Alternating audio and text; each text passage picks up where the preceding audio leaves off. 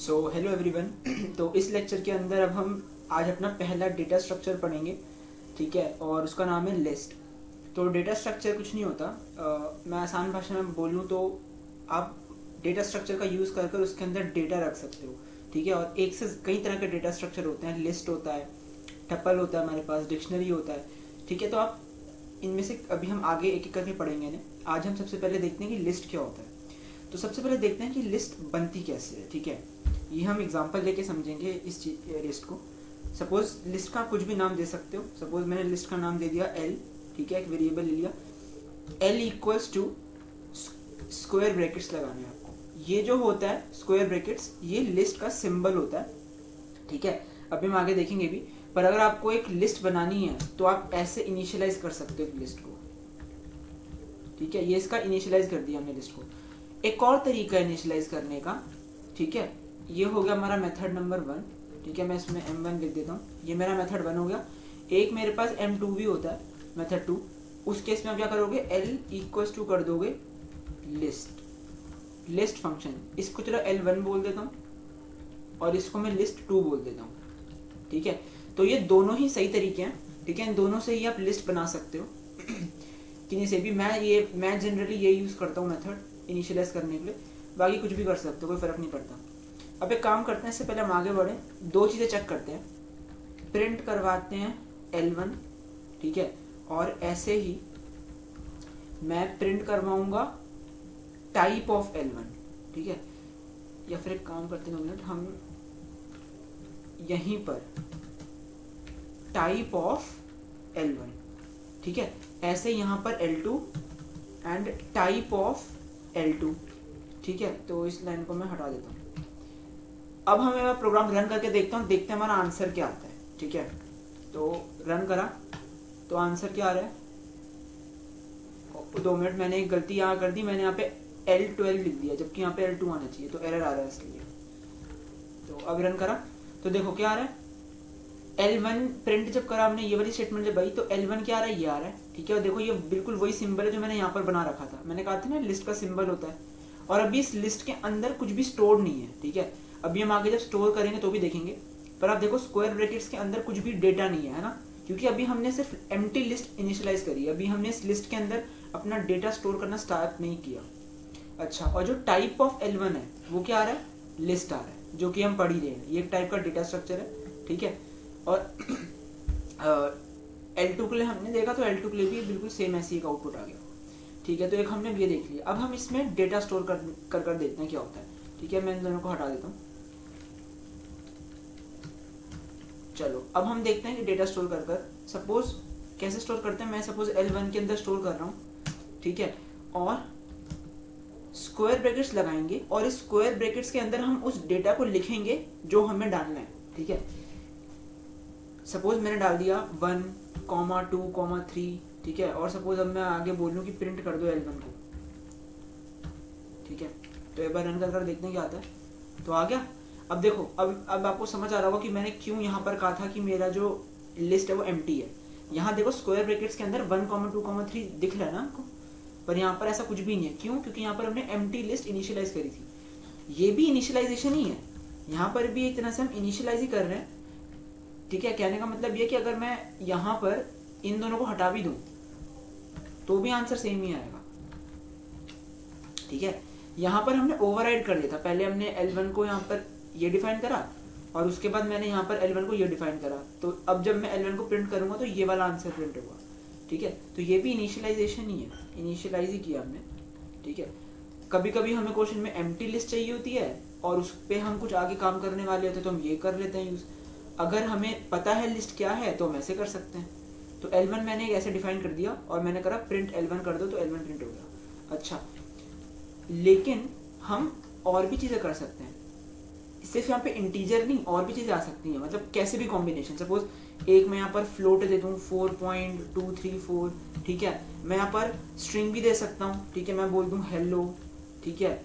और उसके बाद मैं यहाँ पर कुछ भी दे सकता हूँ, एक कोई स्पेशल कैरेक्टर दे दिया, सपोज @ ठीक है। अब मैं जब रन करूंगा प्रोग्राम को तो देखो क्या आ रहा है आंसर, 1,2,3,4.234 हेलो @ तो ये बात समझ में आ रही है।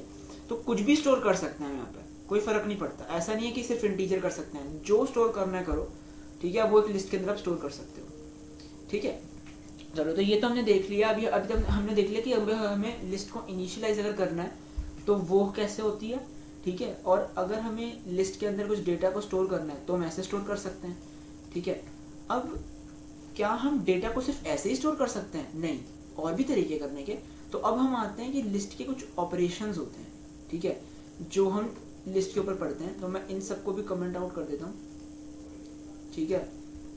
अब हम देखते हैं कि लिस्ट के अंदर हम क्या क्या ऑपरेशंस कर सकते हैं। तो लिस्ट के अंदर हम काफ़ी ऑपरेशंस कर सकते हैं, जैसे अपेंड कर सकते हैं, सॉर्ट कर सकते हैं, रिवर्स, क्लियर, पॉप, इंसर्ट, सब हम देखेंगे एक एक कर, ठीक है। सबसे पहले हम अपेंड देखते हैं, ठीक है। अपेंड यूज कैसे होता है? सबसे पहले मैं एक लिस्ट बना लेता हूँ। अब देखो मैंने ऊपर अभी सब कुछ कमेंट आउट कर दिया, ठीक है। तो अब हम एक अपना नया कोड लिख रहे हैं। मैंने एक लिस्ट L बना ली और मैंने सपोज इसके अंदर डेटा लिख दिया 1,2,3, ठीक है। अब मैं अपेंड का यूज करके बताता हूँ आपको कैसे होता है अपेंड। अपेंड का मतलब क्या होता है? अपेंड एक इंग्लिश का ही वर्ड है वैसे, और अपेंड का मतलब होता है कि जब आप एक चीज को पीछे कंकैटिनेट कर दो। जैसे आपके पास एक बुक है और उस बुक का जो लास्ट पेज है वो फट गया, ठीक है। आपने स्टेपलर लिया और उसको अपेंड कर दिया बुक के लास्ट में, ठीक है। तो अपेंड मतलब बिल्कुल लास्ट में जोड़ देना। तो यहाँ भी वैसे ही होता है। अब इसका सिंटेक्स कैसे है? सपोज मेरे को करना है 1 2 3 4 के बाद यहाँ पर 4 भी आ जाए, यहाँ पर ऐसे 4 आ जाए, ठीक है। तो मैं कैसे कर सकता हूँ? मैं लिख सकता हूँ L डॉट अपेंड, ठीक है। L में अपेंड कर दो क्या चीज, जो भी चीज अपेंड करनी है वो इस हम ब्रैकेट्स के अंदर लिख देंगे। मैंने कहा 4 को अपेंड कर दो, ठीक है। उसके बाद मैं कह रहा हूँ कि प्रिंट कर दो L। अब रन कर देखते हैं प्रोग्राम को क्या आता है आंसर। ये देखो आ गया 1 2 3 एंड 4, ठीक है। तो अब इस अपेंड को आप ऐसे भी देख सकते हो। सपोज अगर मैं यहाँ पर इस लिस्ट को ऐसे डिफाइन ही ना करूँ, ठीक है, और यहाँ भी ऐसे ना करूँ, मैं क्या करता हूँ, एक एम्प्टी लिस्ट डिफाइन करता हूँ, क्योंकि यहाँ पर मेरे को 1 2 3 लिखना पड़ा। सपोज अगर यहाँ पे 1 2 3 की जगह 100 होता तो मैं 100 तक तो नहीं जाता ना।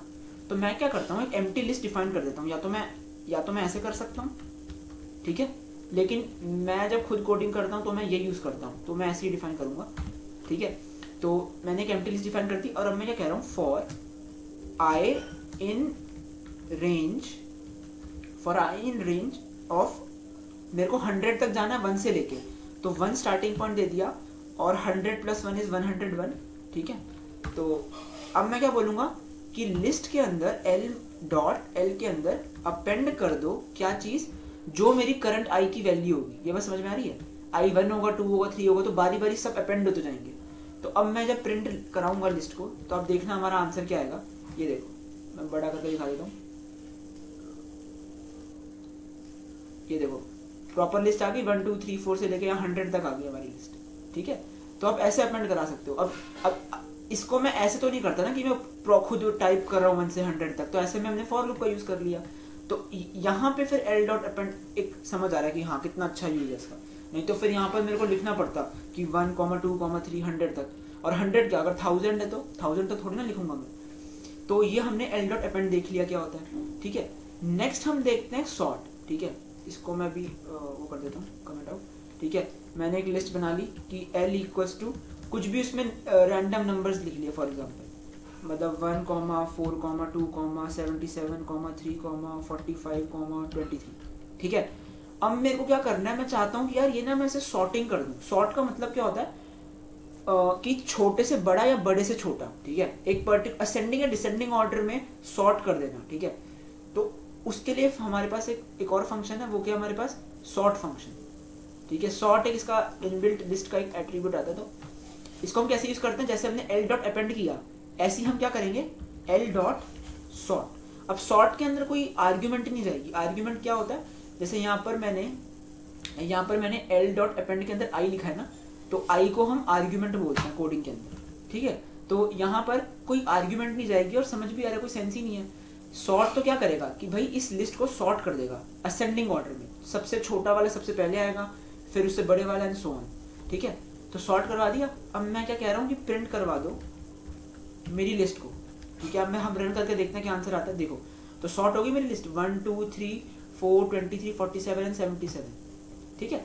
तो ऐसा आप सॉर्ट यूज कर सकते हो। लेकिन अगर सपोज आप चाहते हो कि यार मेरे को तो ना रिवर्स में करना था, मेरे को असेंडिंग नहीं डिसेंडिंग करना था। तो कोई बात नहीं, मैं एल डॉट सॉर्ट कर देता हूँ, मतलब इनफैक्ट यहीं पर कर सकता हूँ। ये देखो जो हमने यहाँ पे सॉर्ट किया है इसके अंदर एक आर्ग्यूमेंट दे देंगे, क्या, reverse equals to true they देंगे, ठीक है। बाय डिफॉल्ट जो रिवर्स की वैल्यू होती है वो फॉल्स होती है। अच्छा ये रिवर्स है क्या, जिन्होंने भी पाइथन लैंग्वेज बनाई है उन्होंने इस सॉर्ट फंक्शन जब वो क्रिएट कर रहे थे उन्होंने सॉर्ट फंक्शन को ना एक रिवर्स एक कीवर्ड दिया हुआ है, ठीक है, जो कि हम जनरली पास करते नहीं है अनटिल अनलेस हमें डिसेंडिंग ऑर्डर चाहिए हो। उन्होंने रिवर्स की वैल्यू बाय डिफॉल्ट फॉल्स रखी हुई है, इसीलिए अगर आप कुछ भी नहीं दोगे तो जैसे यहाँ पर असेंडिंग ऑर्डर बन गया तो असेंडिंग ऑर्डर में सॉर्ट हो जाएगा। अगर आप चाहते हो कि डिसेंडिंग ऑर्डर हो तो उस केस में आप क्या कर सकते हो कि reverse equals to true they सकते हो, तो उस केस में डिसेंडिंग ऑर्डर में सॉर्टिंग करेगा। तो अब मैं रन कराकर देखता हूँ भाई, तो देखो मेरा बिल्कुल रिवर्स ऑर्डर आ गया 77, 45, 23 एंड सो ऑन, ठीक है। तो ये हमने सॉर्टिंग फंक्शन पढ़ लिया, तो मैं यहाँ पर दोनों ही लिख देता हूँ एल डॉट सॉर्ट। ये करूंगा तो असेंडिंग में करेगा, कमेंट आउट कर दिया, और अभी हमने रिवर्स देख लिया रिवर्स इक्वल्स टू ट्रू, ठीक है। तो अब हम इसके बाकी ऑपरेशन देखते हैं। अगला ऑपरेशन हमें देखना है रिवर्स वाला। तो रिवर्स क्या करता है, उल्टा कर देगा।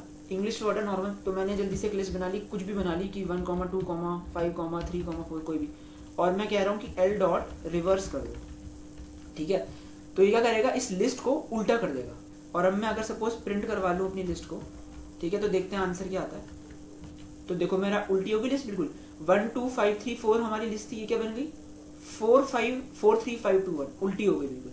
तो ये रिवर्स फंक्शन बड़ा सिंपल सा है, ठीक है। तो बस ये इसमें इतना ही है, और कुछ और भी हमारे पास क्लियर फंक्शन। क्लियर फंक्शन क्या करता है, बेसिकली आप जो वैल्यू पास करोगे उसको हटा देगा। जैसे मैंने सपोज एक लिस्ट बना ली 1, अच्छा एक बात मैं आपको बता दूं, अभी तक मैंने लिस्ट में सिर्फ इंटीजर्स ली हैं, तो ऐसा नहीं कि हम सिर्फ इंटीजर्स ही ले सकते हैं, हम कुछ भी ले सकते हैं। जैसे अगर सपोज मैं यहाँ पर एक लिस्ट डिफाइन करूँ, सपोज ए, ठीक है, ए कॉमा बी और comma C and so on so forth. अच्छा एक बात आपको और बता दूं, पाइथन के अंदर डबल कोट्स की जगह आप सिंगल कोट्स भी दे सकते हो, मतलब स्ट्रिंग्स में, सिर्फ इधर की बात नहीं कर रहा। जैसे अभी तक याद है हमने पहले लेक्चर में ये किया था जहाँ पे प्रिंट सीखा था, प्रिंट हेलो। तो यहाँ पर हेलो को मैं ऐसे भी लिख सकता हूँ, मतलब सिंगल कोट्स के अंदर, ठीक है, ऐसे। तो अगर मैं रन करता हूँ इस प्रोग्राम को तो देखते हैं क्या आता है, 2 मिनट रन कर देखते हैं एक बार। तो ये देखो दोनों जगह हेलो ही प्रिंट हो रहा है। तो आप डबल कोट्स की जगह सिंगल कोट्स भी यूज कर सकते हो, ये मैंने शायद बता रखा है पहले, पर मैं हमेशा डबल कोट्स लिखना प्रेफर करता हूँ, ठीक है। और ठीक है, तो वो कुछ भी आप यूज कर सकते हो। तो मैं सपोज एक लिस्ट मैंने बना ली, यहाँ पर चलो मैं सिंगल कोट्स दे देता हूँ ताकि याद रहो जाए सबको। ए, फिर मैंने एक कॉमा बी दे दिया, मैंने कॉमा एक जी दे दिया, और एक मैंने एफ दे दिया, ठीक है। और अब मैं क्या कह रहा हूँ कि यार एल डॉट सॉर्ट कर दो, सपोज मैं सॉर्ट फंक्शन यूज करके दिखा देता हूँ, ठीक है। और मैं कह रहा हूँ कि प्रिंट कर दो एल को, तो ये भी सॉर्ट हो जाएगा अल्फाबेटिकल ऑर्डर के अंदर, ए बी एफ जी, खत्म हो गई बात, ठीक है। लेकिन अगर, अच्छा इसमें एक कैच है, अगर इसमें कोई सोचे कि मैं कैपिटल ए दे दूं, और उस केस में अब ऑर्डर देखते हैं एक बार क्या आता है, ठीक है। तो आप देखो जो कैपिटल ए है ये स्मॉल ए से पहले आ गया, ठीक है। इसमें अभी डिफरेंस समझ नहीं आया होगा, 2 मिनट मैं काम करता हूँ, कैपिटल जी दे देता हूँ, ठीक है। मैं इसमें कैपिटल जी दे देता हूँ,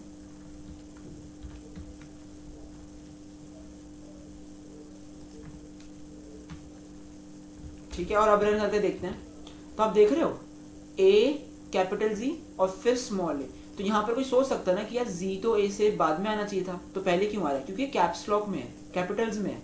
जो कैपिटल लेटर्स होते हैं वो बैकएंड पे बेसिकली हमें ए बी सी डी दिख रहा है, कंप्यूटर तो पीछे इनको कुछ नंबर असाइन करता है ना, ठीक है। इनफैक्ट ये अगर अभी एक नेक्स्ट वीडियो में वैसे मैं बताऊंगा वो चीज़ कि एक दो हमारे पास फंक्शंस होते हैं ORD और CHR, ऑड और CHR, तो वो मैं बताऊंगा नेक्स्ट वीडियो में क्या होते हैं।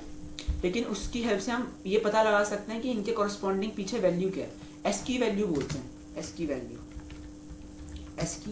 वैल्यू, ठीक है। तो जब हम ये सॉर्टिंग कर रहे हैं ना, तो एक्चुअली में इनकी एस की वैल्यू के बेसिस पर सॉर्टिंग हो रही है, क्योंकि हमको ABCD आती है, कंप्यूटर को नहीं आती, राइट। तो कंप्यूटर के बैकएंड पर पीछे, कंप्यूटर में जो पीछे प्रोग्रामिंग करी हुई है डेवलपर्स ने, उन्होंने कैप्स लॉक में जो पहले उन्होंने क्या किया, उन्होंने ऐसे नंबरिंग करी हुई है, ए से लेके पहले उन्होंने अल्फाबेट्स लेके गए कैपिटल जी तक, उसके बाद स्मॉल ए से लेके गए जी तक। तो कंप्यूटर के लिए जो कैप्स लॉक वाले अल्फाबेट्स हैं वो सब के सब स्मॉल ए से छोटे हैं।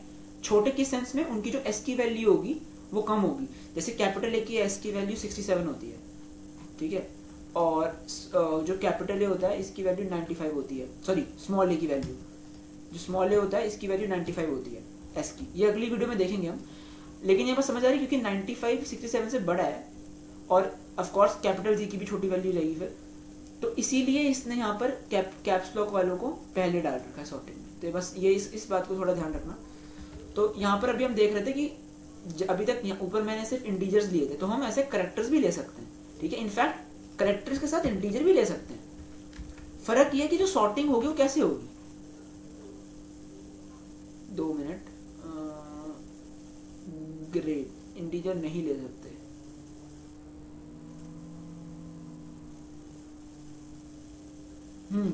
Integer, okay okay okay, I understand. हाँ, इंटीजर नहीं ले सकते, इसलिए नहीं ले सकते क्योंकि जब आप इंटीजर दे रहे हो तो उस केस में वो उसे एज अ करेक्टर नहीं दे रहा। जो मैंने एस की वैल्यू बताई है, ये एस की वैल्यू करेक्टर्स की होती है, ठीक है। तो यहाँ पर मेरे को 1 देना पड़ेगा, मैंने गलती से इंटीजर पास कर दिया था, ठीक है, तो मेरे को 1 पास करना पड़ेगा। देखो यहाँ पे सॉर्टिंग होगी तो बेसिकली 1 की जो एस की वैल्यू होगी वो कैपिटल ए से भी छोटी है, तो इसीलिए 1 सबसे पहले आ गया। ये बात समझ में आ रही है। ऐसी मैं एट द रेट भी दे सकता हूँ, एट द रेट मतलब कोई भी स्पेशल कैरेक्टर, मैंने एट द रेट दे दिया। तो अगर मैं इसे रन करता हूँ तो देखो एट द रेट जो है वो 1 के बाद आया लेकिन कैपिटल ए से पहले आ गया। इसका मतलब जो इसकी बैकेंड पर वैल्यू है एस की वैल्यू, वो 1 की एस की वैल्यू से बड़ी है लेकिन इसकी वैल्यू से छोटी है। ये बात समझ में आ रही है। तो ये बात सबको समझ आ गई ना कि यहाँ पे गलती क्या हुई थी। ये गलती ये हुई थी कि जब मैं यहाँ पर 1 लिख रहा हूँ, ठीक है, जब मैंने ऊपर इस सॉर्टिंग के अंदर मैंने सारे इंटीजर्स दिए थे तो उसने इनकी सॉर्टिंग बड़ी आसानी से कर दी। लेकिन यहाँ पर जब मैंने कैरेक्टर्स पास करे तो वो सॉर्टिंग एस की वैल्यू के बेसिस पर करता है। लेकिन क्योंकि मैंने यहाँ पर एक इंटीजर दे दिया तो अब वो कंफ्यूज हो जाएगा ना कि मैं स्ट्रिंग और इंट के बीच में नहीं कर सकता। कैरेक्टर चीजों कैरेक्टर्स में और इंटीजर में मैं कंपेयर नहीं कर सकता। अगर आपको 1 चेक करना ही है तो उसे ऐसा कैरेक्टर भेजो, तो हमें कैरेक्टर भेजना पड़ेगा, इसलिए एरर आ रहा था, ठीक है। तो अब हम तो ऐसे आप अल्फाबेट्स में भी देख सकते हो। मैं बाकी क्लियर पॉप फंक्शन देखते हैं। क्लियर फंक्शन क्या करता है, सपोज मैंने एक लिस्ट बना दी, ठीक है, चलो इंटीजर देख रहे थे, इस बार ही क्लियर फंक्शन को हम ऐसे ही सीखते हैं अल्फाबेट से, ठीक है। मैंने ए बी और सी ले लिया सपोज, ठीक है, कुछ भी ऑर्डर, कोई फर्क नहीं पड़ता। अब मैं क्या कह रहा हूँ, अगर आपको कोई भी एक एलिमेंट रिमूव करवाना है उस केस के लिए तो रिमूव होता है, ठीक है। क्लियर फंक्शन मेरी पूरी लिस्ट को क्लियर कर देगा। जैसे दिखाता हूँ मैं, पहले हम क्लियर पढ़ेंगे उसके बाद हम रिमूव पढ़ेंगे उसके बिल्कुल एकदम बाद। मैंने क्या करा, एल डॉट क्लियर कर दिया, तो क्लियर फंक्शन क्या करता है, मेरी लिस्ट को ना बिल्कुल एम्प्टी कर देगा। देखो मैं प्रिंट करवा लेता हूँ इनको, मैंने प्रिंट करवाया, ये देखो मेरी एम्प्टी लिस्ट प्रिंट हो गई। इससे अगर मैं इससे पहले भी प्रिंट दे देता हूँ, प्रिंट है, क्लियर करने से पहले मैंने प्रिंट करवाऊंगा तो उसमें तो वो प्रॉपर देगा जो थी मेरी लिस्ट। लेकिन क्लियर फंक्शन ने क्या किया, पूरी लिस्ट को वाइप आउट कर दिया, एम्प्टी लिस्ट प्रिंट हो गई हमारी, ठीक है। चलो अब एक काम करते हैं, इसी के कॉन्ट्रास्ट हम रिमूव फंक्शन देखते हैं क्या होता है। क्लियर फंक्शन तो पूरी लिस्ट को खाली करता है, रिमूव फंक्शन कुछ पर्टिकुलर वैल्यूज को रिमूव कर देगा लिस्ट में से। जैसे मैंने लिखा कि यार एल डॉट रिमूव कर दो क्या चीज, ए को हटा दो लिस्ट में से। तो हमने सेव किया और रन करा तो देखो पहले लिस्ट में ए था पर रिमूव कर दिया तो ए रिमूव हो चुका है, ठीक है। ऐसे में यहाँ पे कुछ भी दे सकता हूँ। अच्छा, कोई मेरे को ये बता सकता है अगर सपोज मैं एक से ज्यादा बार ए दे दूंगा तो क्या होगा, मतलब गेस करो और फिर देखते हैं कि आपने सही गेस किया या नहीं किया, ठीक है। तो मैं यहाँ पर ए को रिमूव कर रहा हूँ, तो इस केस में क्या सारे ए रिमूव हो जाएंगे या सिर्फ एक ही ए रिमूव होगा, तो सारे ए रिमूव नहीं होंगे। ये बहुत ही इंपॉर्टेंट है, क्या चाहिए जरा, सारे रिमूव नहीं होते। जो पहली अकरेंस होगी ना किस चीज की, जो हमने वैल्यू यहां दी है, जो डेटा हमने रिमूव में आर्ग्यूमेंट में पास करवाया है, ठीक है, आर्ग्यूमेंट की तरह, उसकी जो पहली अकरेंस होगी ना स्टार्टिंग से, बस वो रिमूव होती है, ठीक है, बाकी रिमूव नहीं होता। तो इस बात को इंपॉर्टेंट है, बहुत याद रखना, ठीक है। चलो अब हम कुछ और पढ़ते हैं। अब हम देखते हैं कि कौन सा फंक्शन और देखना हमें। एक हमें रिवर्स देख लिया, क्लियर देख लिया, पॉप, यस पॉप देखते हैं। पॉप एक बहुत ही इंटरेस्टिंग फंक्शन है, मुझे बहुत ही अच्छा लगता है।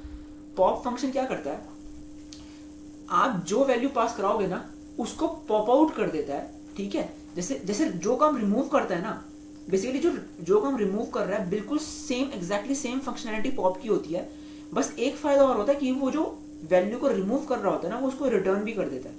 कहने का मतलब क्या है, मैंने लिखा एल डॉट पॉप और मैंने यहाँ पर ये दे दिया, जैसे मैंने अभी रिमूव स्टेटमेंट लिखी थी ऐसी मैंने यहाँ पे पॉप की लिख दी। एक बार रन कर देखते हैं, आप देखना बिल्कुल सेम आउटपुट आएगा। 2 मिनट, मैंने कुछ गलती कर दी यहाँ पर, एल डॉट क्या गलती करी है, str can not be interpreted, ओ हाँ सॉरी माय बैड ये मैंने गलती कर दी। पॉप के अंदर कैरेक्टर्स नहीं देते, पॉप के अंदर इंडेक्स पास करते हैं, सॉरी पॉप के अंदर हम वैल्यू पास नहीं करते, पॉप के अंदर हम इंडेक्स पास करते हैं। जैसे अब ये जो लिस्ट है, इस लिस्ट की अगर इंडेक्सिंग देखें हम तो वो कैसी होगी, जो मेरा पहला ए अल्फाबेट है उसकी इंडेक्सिंग 0 है, अगले वाले की 1 है, अगले वाले की 2 है, अगले वाले की 3 है और अगले वाले की 4 है। ये बात समझ में आ रही है। तो पॉप फंक्शन जब यूज करते हैं तो हम इसमें इंडेक्स पास करते हैं, इंपॉर्टेंट है। सॉरी मैंने गलत बता दिया पहले कि we argument is the index, जो आर्ग्यूमेंट है वो इंडेक्स है, ठीक है। और रिमूव के केस में जो आर्ग्यूमेंट है वो मेरे पास वैल्यू है, जो आर्ग्यूमेंट है वो एक वैल्यू है, ठीक है। तो अब सपोज मेरे को अगर जैसे मैंने यहाँ पर स्मॉल ए जब किया था तो मेरा पहला वाला ये पॉप आउट हो गया था, ठीक है।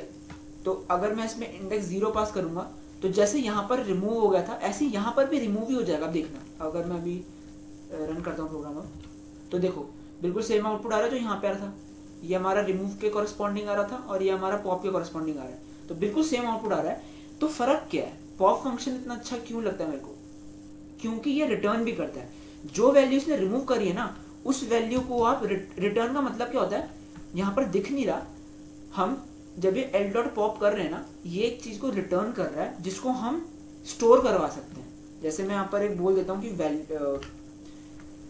Well equals to L dot pop. तो एल डॉट पॉप जो है वो रिमूव तो कर ही रहा है किस चीज को, जो वही चीज जो 0 इंडेक्स पर प्रेजेंट होगी, है ना, इस इंडेक्स पर, लेकिन साथ ही साथ रिमूव करने के साथ वो रिटर्न कर देता है, वो जो भी वैल्यू होगी उसको रिटर्न कर देता है जिसको हम स्टोर करवा सकते हैं वेरिएबल के अंदर, और फिर मैं इस वेरिएबल को प्रिंट भी करवा सकता हूँ, ठीक है। अब देखते हैं क्या आता है आंसर हमारा। इंडेंटेशन एरर, हाँ देखो इंडेंट, अच्छी बात है, चलो एरर आ गया। इंडेंटेशन एरर मैंने बताया था, अभी तक हमने सिर्फ फॉर लूप से इफ में देखा था। यहाँ पे ध्यान से देखो, मैंने यहाँ पर गलती से स्पेस दे दिया, दिख रहा है स्पेस, मेरा कर्सर दिख रहा होगा आपको, ये स्पेस आ चुका है। तो इसको पाइथन, इसमें पाइथन एरर पास करता है, तो इसको ध्यान रखना कोडिंग करते वक्त, ये गलती से मैंने अभी दे दिया होगा। तो अब देखो मैंने रन किया तो पॉप फंक्शन ने क्या किया, हमने पॉप में 0 इंडेक्स पास किया, तो इस लिस्ट के अंदर 0 इंडेक्स पर स्मॉल ए प्रेजेंट है, ये वाला, ये रिमूव हो जाएगा, ठीक है। लेकिन साथ ही साथ क्योंकि पॉप फंक्शन यूज किया ये रिटर्न भी होगा जिसको मैं स्टोर करवा सकता हूँ। और क्या मैंने स्टोर करवाया है, हाँ मैंने वैल के अंदर स्टोर करवाया और मैं प्रिंट भी करवा रहा हूँ, तो देखो प्रिंट भी हो रहा है, वैल की वैल्यू क्या आ रही है, ए आ रही है, ठीक है।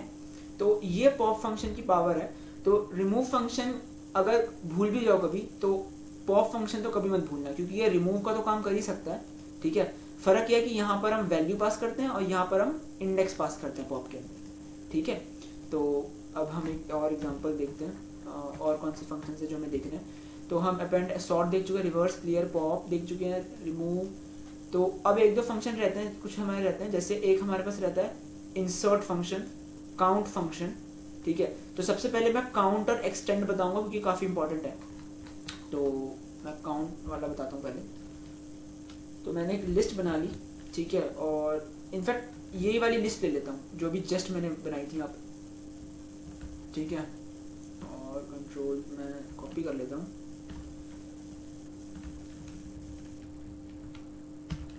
ठीक है। तो मैंने ये लिस्ट मेरी अभी बनाई हुई थी मैंने। अब मैं क्या कह रहा हूँ, मेरे को जानना है ये लिस्ट कितनी, हमें दिख नहीं रही अभी लिस्ट, ठीक है, ये लिस्ट कितनी भी हो सकती है, हमें दिख नहीं रही।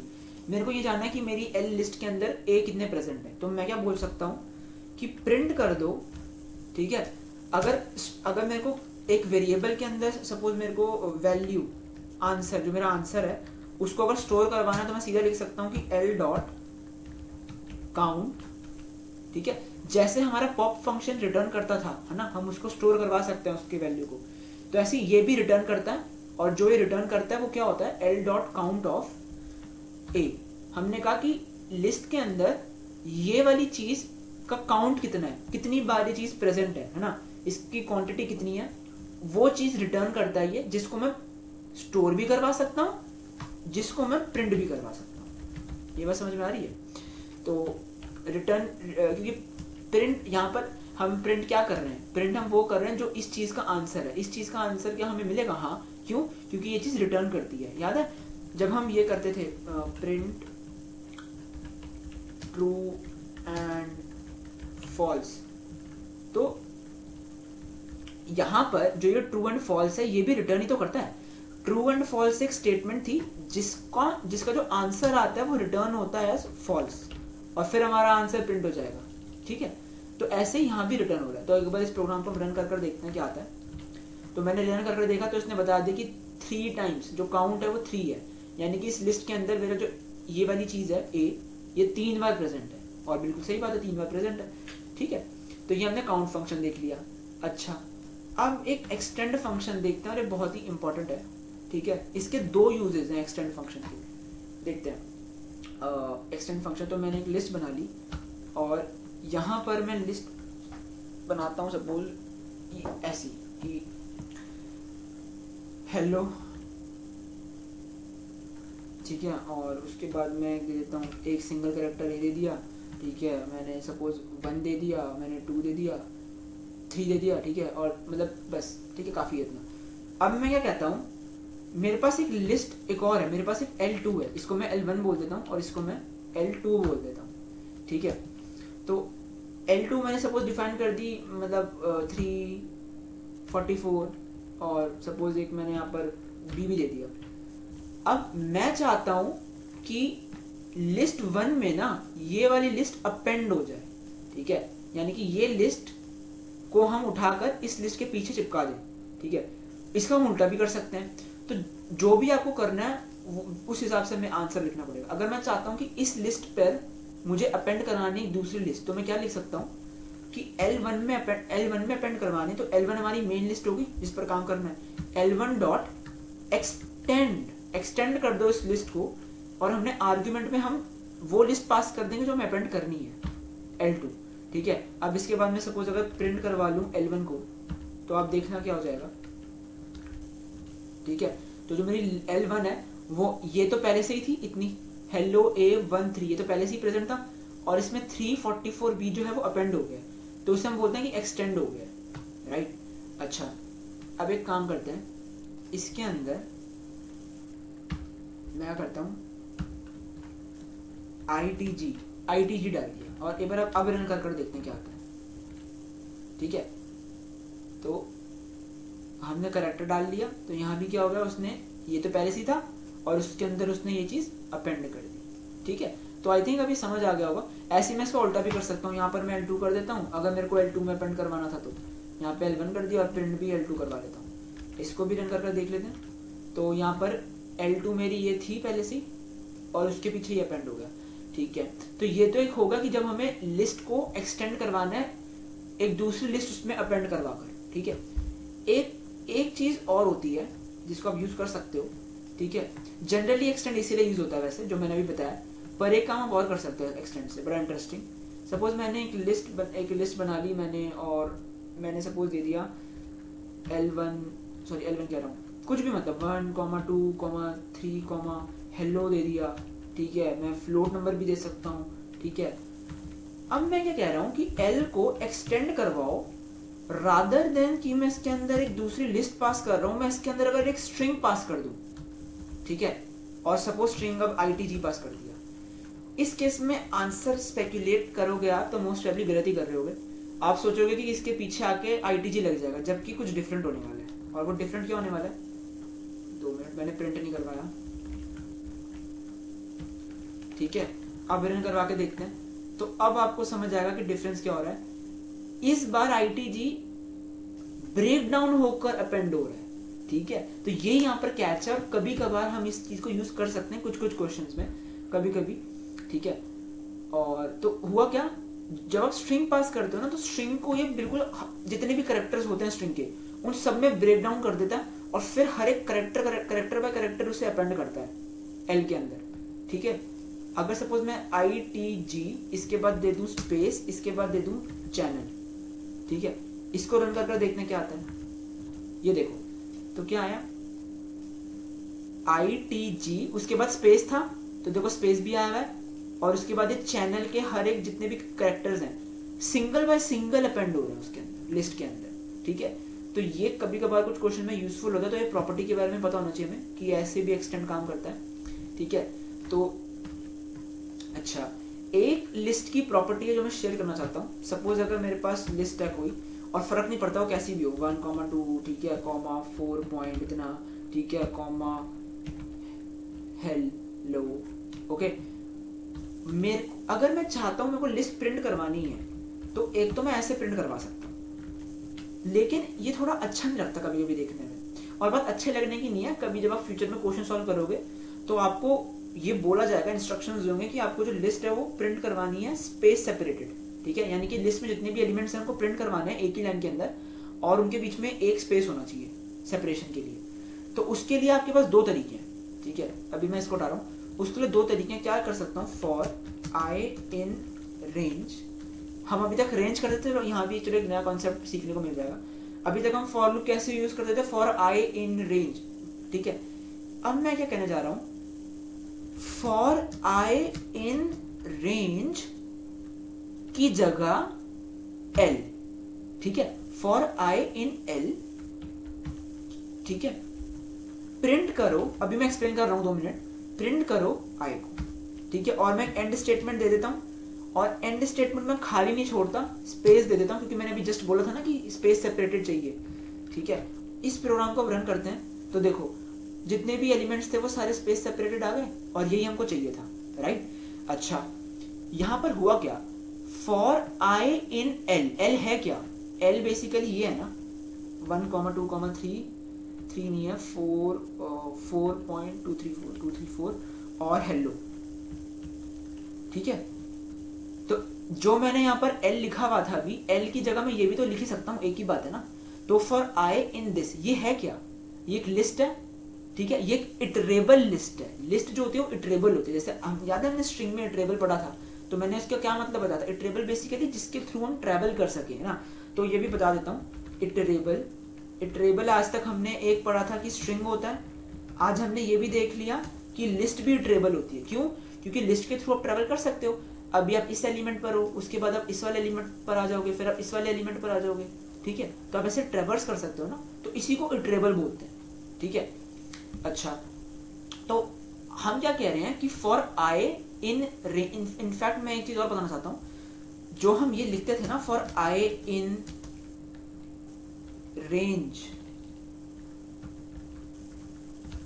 सपोज 10, ठीक है, और उसके बाद सपोज मैंने लिख दिया कि प्रिंट I, ठीक है। तो ये जो रेंज 10 है ना, एक्चुअली में ये पता है क्या होता है, एक्चुअली में ये और कुछ नहीं है, यही है 0, 1, 2, 3, 4, 5, 6, 7, 8, 9। ये बात समझ में आ रही है। एक्चुअली में जो वो रेंज 10 लिखा हुआ था, एक्चुअली में वो यही है, ठीक है। इसको आप देख भी सकते हो, फिर कभी इसको उसको बाद में दिखाऊंगा, क्योंकि नहीं तो हम टॉपिक से डाइवर्ट हो जाएंगे। पर जो रेंज 10 में लिखता था वो एक्चुअली में यही है। रेंज 10 जो होती है ना, वो लिस्ट ही रिटर्न कर रही होती है बैकएंड पर, ठीक है। और लिस्ट क्या होती है, वो इटरेबल होती है। तो यहां पर भी तो मैं यही कर रहा हूं, यहां पर भी तो अगर मैं रेंज 10 लिखूं तो उसका मतलब ये होता है, ठीक है। तो अगर ये तो हम पहले ही पढ़ चुके हैं इसका मतलब, तो इसका मतलब मैं यहां पर ये लिख सकता हूं, और अगर मैं ये लिख सकता हूं तो फिर तो मैं इसका ये भी लिख सकता हूं, क्योंकि एक ही बात है, L इक्वल्स टू दिस है ना। तो इसका मतलब क्या है, I जो है वो इटरेट कर रहा है, ट्रेवर्स कर रहा है, किसमें, इन L, एलिमेंट वाइज, पहले एक एलिमेंट फिर एक और एलिमेंट, ठीक है। तो इसको मैं कमेंट आउट कर देता हूँ। तो अब इसे हमने रन कराया, तो देखो यहाँ पर ये प्रिंट हो गया। लेकिन फॉर लूप में देखो हमने 2 लाइनें हमने लिखने में खर्च कर दी, और क्यों हम करें, हम इसको लिटरली इतने छोटे उसमें लिख सकते हैं। कैसे, ये देखो, इसका जो ऑल्टरनेटिव है, जो कि बहुत ही पावरफुल है, बहुत यूज होता है, प्रिंट L करके हम लिस्ट को प्रिंट करते हैं ना, कुछ मत करो, इससे पहले स्टार लगा दो, ठीक है। इससे पहले कुछ नहीं करना, स्टार लगाना है। तो ये याद रखना, जब हमें लिस्ट प्रिंट करनी है उसके इस फॉर्मेट में कि space separated elements, star L कर दो। अब इसे रन करो अगर, तो देखो क्या आ गया। 2 मिनट, रन हुआ नहीं है शायद से, हाँ ठीक है आ गया, 1 2 4 स्पेस सेपरेटेड आ गया। तो ये एक इंपॉर्टेंट चीज है, इसको याद रखना कि हम ऐसे प्रिंट कर सकते हैं, ठीक है। इनफैक्ट बाद में हम अपकमिंग वीडियोस में जब हम आर्ग्स और क्वार्क्स पढ़ेंगे तो आप देखोगे कि ये आर्ग्स से रिलेटेड है। अभी छोड़ देना उस चीज़ को, पर ये चीज़ याद रखना, एक सिंपल सी चीज़ है कि स्टार लगा देंगे, ठीक है। तो अभी हम अब शायद से कंप्लीट हो ही चुका है हमारा, जितने भी हमें ऑपरेशंस पढ़ने थे एक्सटेंड कर चुके हैं, ठीक है। एक ये इंडेक्स वाला, ठीक है, ओके, इंडेक्स भी देख लेते हैं, ठीक है, इंडेक्स भी देख लेते हैं, ओके। तो इस पूरे को मैं अभी हटा देता हूँ, कमेंट आउट कर देता हूँ, ठीक है। आ जाओ अब ये देखते हैं इंडेक्स। सपोज मैंने एक लिस्ट बना ली और जैसे भी बनाई थी कि ए, ठीक है, और उसके बाद सपोज मैं बी दे देता हूँ, उसके बाद सपोज मैं सी दे देता हूँ, ठीक है। और मैं बोल रहा हूँ कि यार प्रिंट करवा दो क्या चीज, L डॉट इंडेक्स ऑफ ए। चलो पहले बी करते हैं, ठीक है। तो इसका मतलब क्या कहा है कि हाँ प्रिंट करवा दो L dot index of B. जो बी का जो इंडेक्स है किसके अंदर, इस लिस्ट के अंदर, इसको प्रिंट करवा दो। ये रिटर्न करेगा, ये जो चीज है, ये स्टेटमेंट है जो एक आंसर रिटर्न कर रही होगी जिसको हम प्रिंट करवा रहे हैं, ठीक है। तो इसे रन करते हैं, तो आंसर क्या आ गया 2, क्यों, 0 1 और 2, तो बी का जो इंडेक्स है वो 2 है। अच्छा इंटरेस्टिंग चीज देखते हैं, अगर मैं यहाँ पर ए कर दूं तो क्या आएगा, क्योंकि यहाँ पे तो 2 ए प्रेजेंट है। तो याद है अभी थोड़ी देर पहले हमने जब रिमूव देखा था तो मैंने बताया था कि जो पहली अकरेंस होगी सिर्फ वो रिमूव होगी। तो यहाँ पर भी जो पहली अकरेंस होगी उसका इंडेक्स प्रिंट हो जाएगा, यानी कि 0। पहला ए जो है वो 0 इंडेक्स पर प्रेजेंट है, तो इसीलिए हमारा आंसर यहाँ पर 0 प्रिंट हो गया, ठीक है।